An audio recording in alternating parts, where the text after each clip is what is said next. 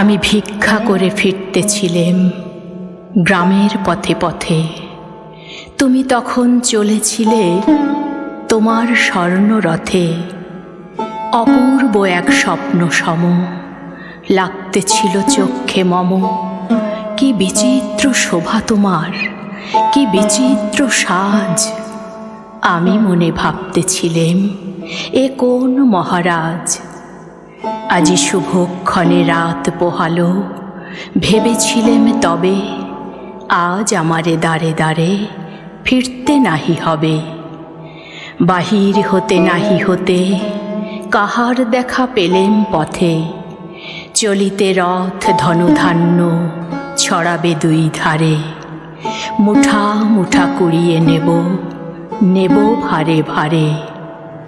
দেখি সহসা রথ থেমে গেল আমার কাছে এসে।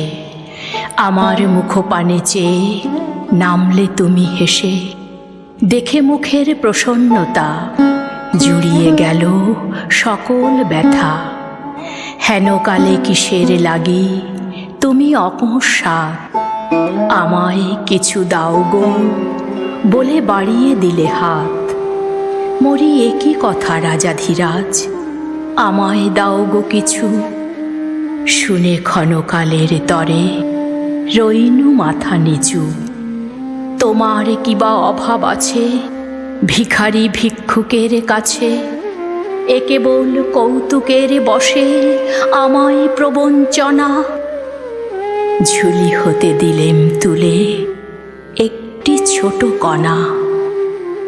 যবে পাত্রখানি ঘরে এনে উজাড় করি, এ কি ভিক্ষা মাঝে একটি ছোট সোনার কণা দেখি।